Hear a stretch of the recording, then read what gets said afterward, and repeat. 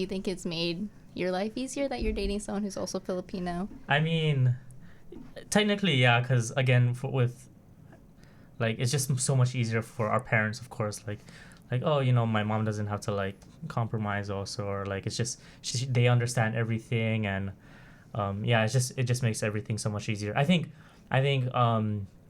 when I met her parents too, because she actually dated other ethnicities also, and so like when her previous boyfriend did meet her parents and everything, it was, I guess, a little bit hard for her to like explain like the culture and everything, and for him to understand, like when like she met her parents and everything too. And I guess, yeah, it is just much easier in terms of like, well, I've never dated a different ethnicity or race before, but if I did,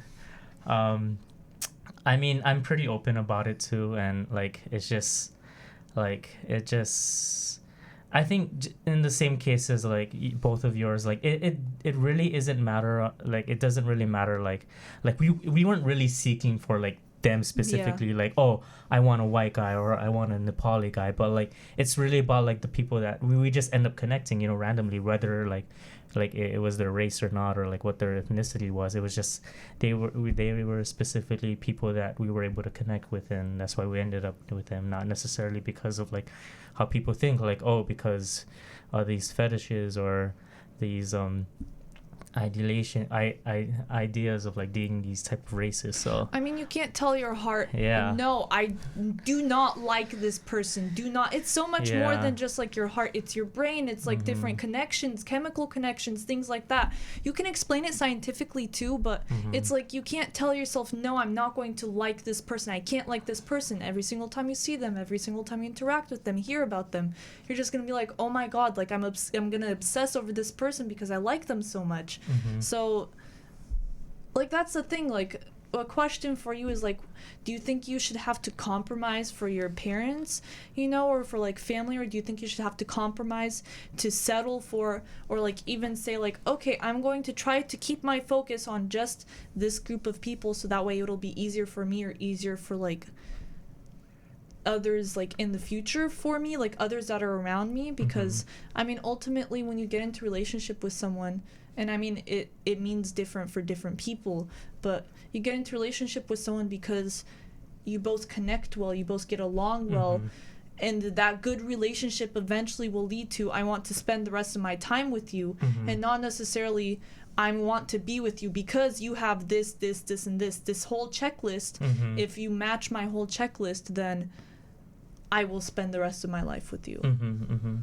I don't think it's, in all honesty, like those small things, like having like those checklists, or like you're this and that regardless, means so little, honestly, when you're in a relationship, to like, if it's a person you love so much, like again, there are little things that you can get over with, or like again, compromise, or like sacrifice pretty much, because in the long run it really is so little compared to like what that person really means to you, and it's not that big of a deal, you know.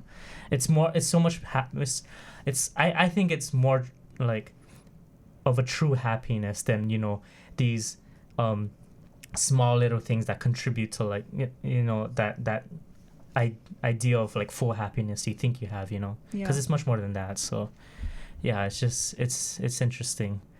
But I guess going off of that, then like I've heard stories, or like someone told me about like I know of a couple that they were multiracial also, but then their relationship was going definitely, like it was really fine, like nothing was wrong with them, but the guy he ended up breaking up with his girlfriend because he just could not like oh, I really feel like I need to date like a person of my race or culture, and that's why they broke up. Like, what do you think about like that reasoning just for breaking up?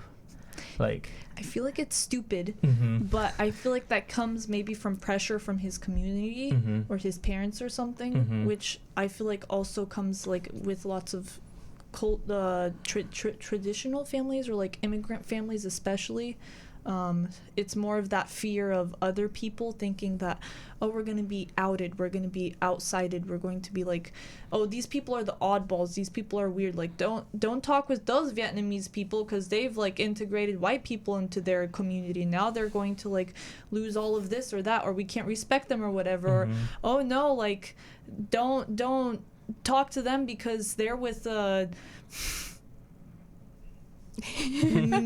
don't know, they're with this person, and then this stereotype comes along, you know. And so I feel like I feel like the fear of them losing their culture, the fear of them thinking that their kid is going to lose the culture, or that other people are going to judge them, I think really comes into play with this. When like ultimately, what is your goal for having kids? What is your goal for creating a family? Is it to preserve something and keep it going, or is it just to have a family and create a good like relationship and like bring these people that you decided to have a relationship with, like bring something good out of this? And like the kids you have, you raise your kids to go do good things, not necessarily like you have to carry this on or whatever.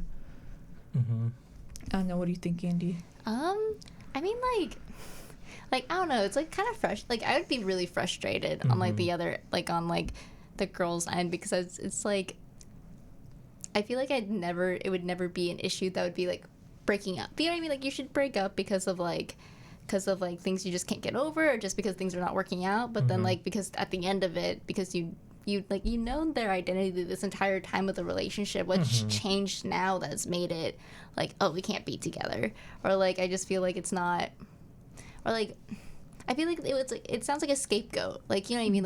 Like a scapegoat. Like, oh, you're just never gonna understand because you're in a different culture than me, or like something like that. You know what I mean? And I just feel like that's not an excuse. You should be able to explain it, or be able to like work on it, get them, like, you know what I mean, communicate better. But I don't know. I think it's a little BS, and I'm sorry if they're listening to it, but I think it's bullshit. Yeah. But honestly, it hella sucks if like you're in that kind of position, because again, like, you know, if you're dating, like you should already know of that person's identity in the first place. And like, I mean, you may not know like what the experiences to come along will be, but the fact that you said, I'm going to give this a try, maybe be open and say, hey, like whenever you're confused about something or don't understand something, constantly keep asking questions. Just be 100% open with each other. Again, I guess we can't speak, you know, really, because we don't know how, like, I guess in love they were, or like the real relationship. But I guess, in terms of like, if that's the real reason, like, you know, like just because you're not the same, you know, this, that, whatever, then it's again, I think it is understandable to a point, because again, like you don't know about the experiences, or like, I guess after a certain amount of time dating each other, that's when you realize like, oh, maybe this is something not for me, or thing like that. But it's just, it's a hard situation. like, what's a benefit you've had, like learning more about Nepali, you know what I mean, culture? You get what I'm saying? Yeah. Like, what's the benefit? Like, what's a cute thing that's happened out of all of this? Because I don't know what advice I would give after thinking about it. Well, I don't want to say what benefit or like is there. Or what's something you learned, or a cute moment or something.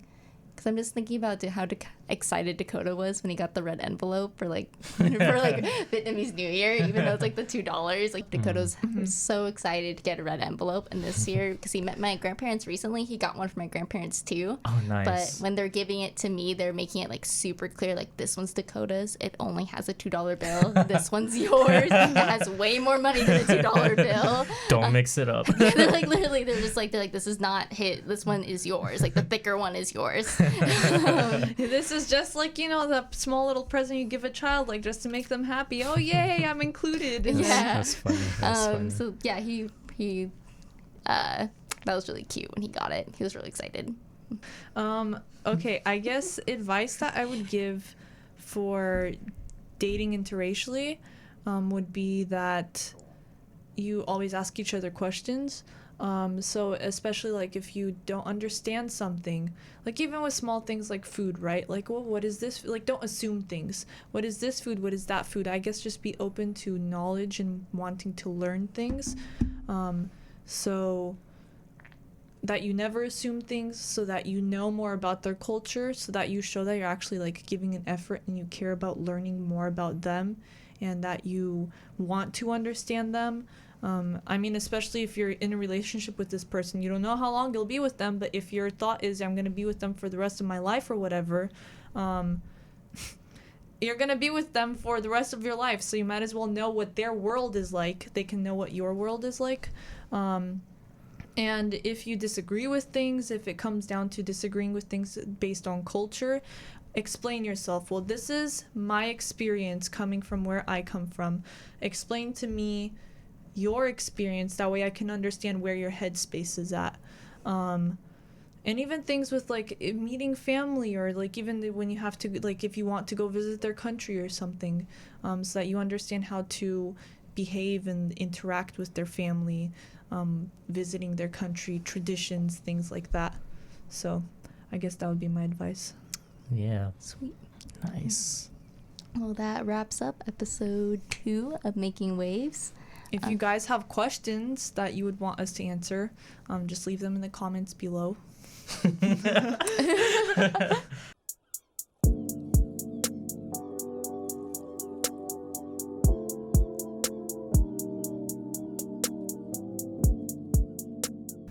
Let it be acknowledged that Oregon State University in Corvallis, Oregon is located within the traditional homelands of the Marys River or Ampinefu Band of Kalapuya. Following the Willamette Valley Treaty of 1855, Kalapuya people were forcibly removed to reservations in western Oregon. Today, living descendants of these people are a part of the Confederate Tribes of Grand Ronde Community of Oregon and the Confederate Tribes of the Siletz Indians. The host of this podcast includes paid student employees from the Asian and Pacific Cultural Center. However, all views expressed in this podcast are solely of those of the speaker and do not necessarily represent the opinions of the Asian and Pacific Cultural Center or Oregon State University. This podcast was not subject to prior review or approval of professional staff.